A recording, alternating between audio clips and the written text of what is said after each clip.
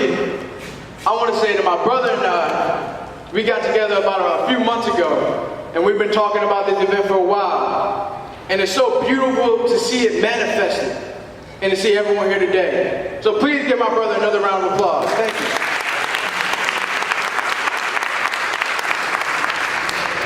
Peace and blessings, family. How's everybody doing today? More importantly, what you feeling today? Fantastic. What I like to do, and what I believe that I do, is updates people's consciousness to real-time reality so that we actually have applicable change. I heard the brother say something earlier today. He said, my father's been doing this for 50 years and that the people still haven't changed. And for me, that represents that we have to find a new way, and finding that new way looks like reprogramming the way that we move and the way that we think. And a paradigm is a collection of habits. It's our programming, it's our reference thinking, whether it's passed down through traditionalism, culture, our family, whatever it may be. But a lot of times we need to rewrite that programming to get a better one. If our parents give us an outdated program of thinking, then we need to update ourselves and then reprogram them and reteach them.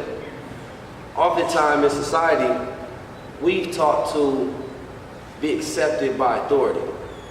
And when you're accepted by authority, because school in German means to be accepted by authority.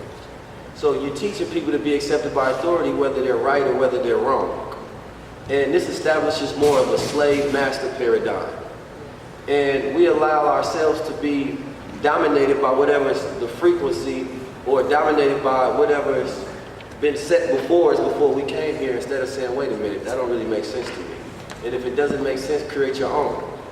And so, regardless of anything that has been here before we got on this stage, or any faith or construct of religion or ideology or language or reference towards time, everything needs to be constructed to make sure that it makes sense to us and that it's aligned with our nature. Religion in its essence was created so that it's supposed to give you rules, and it's supposed to give you order and balance so that you can actually live within your nature. But environment is stronger than nature, and our environment is a liability because it's no longer connected to our nature, especially our nature as Black, Moors, Asiatic, original people of this planet Earth. And so one thing I do is I tell people that every level of consciousness comes with a new language. If you want to be rich, then you can't speak the same language as you do right now. If you want to have a divine level of superior and higher consciousness, then you have to change the words you speak. You have to change the habits that you partake in, the people that you're around, your very environment from inception. And so once we start to balance that out and we start to look at that in our daily lives, now we start to have to become better managers of ourselves and the people that surround us.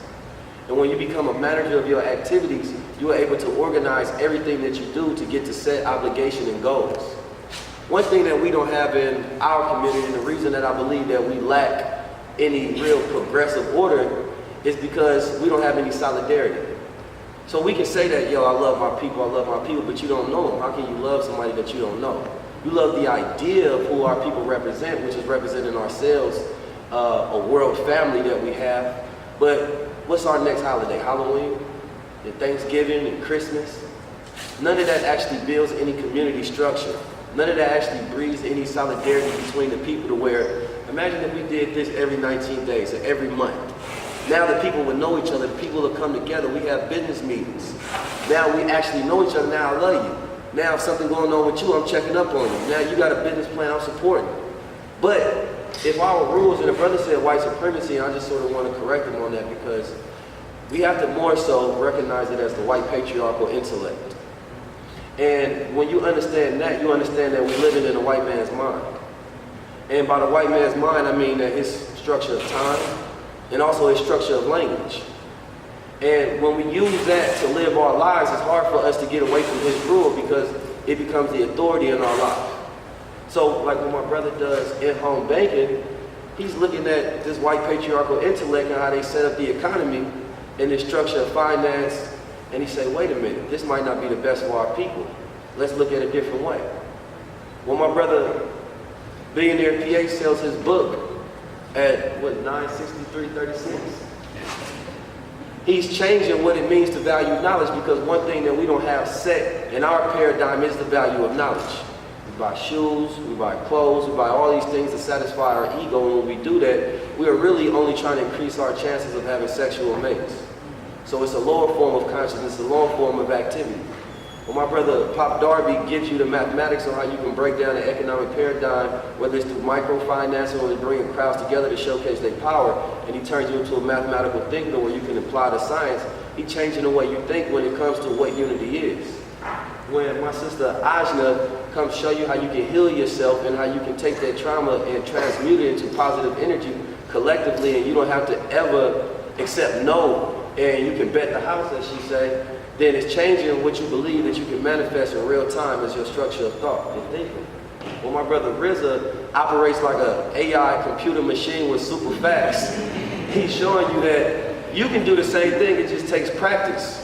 And with that practice, you become a scientific machine, mathematically capable of building your own brand to change the world, to where you can reach millions. You don't just have an idea of changing the world, you actually start changing minds by feeding them the information that they need to make better decisions.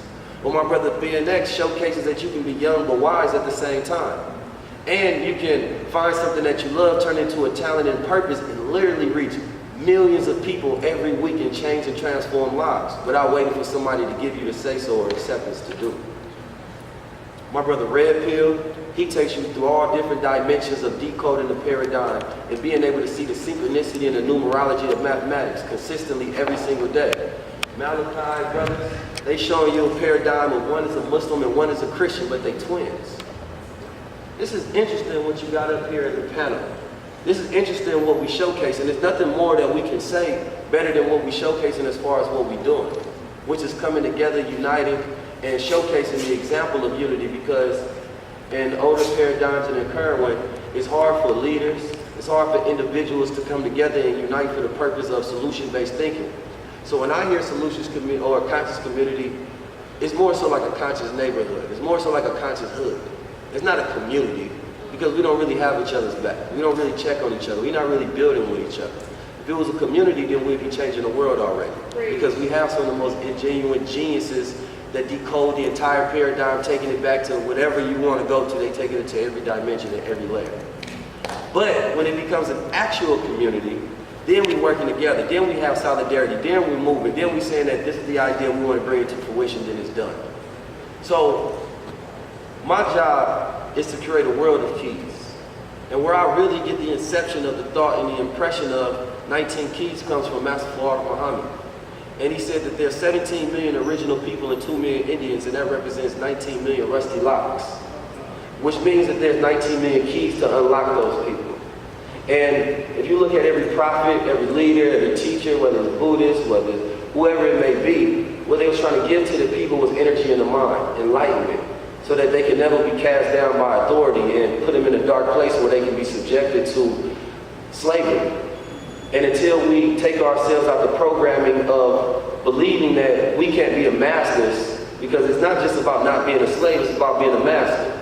Controlling our culture, controlling our language, controlling our time, controlling our business, our finances, whatever it may be, we're supposed to have control over that.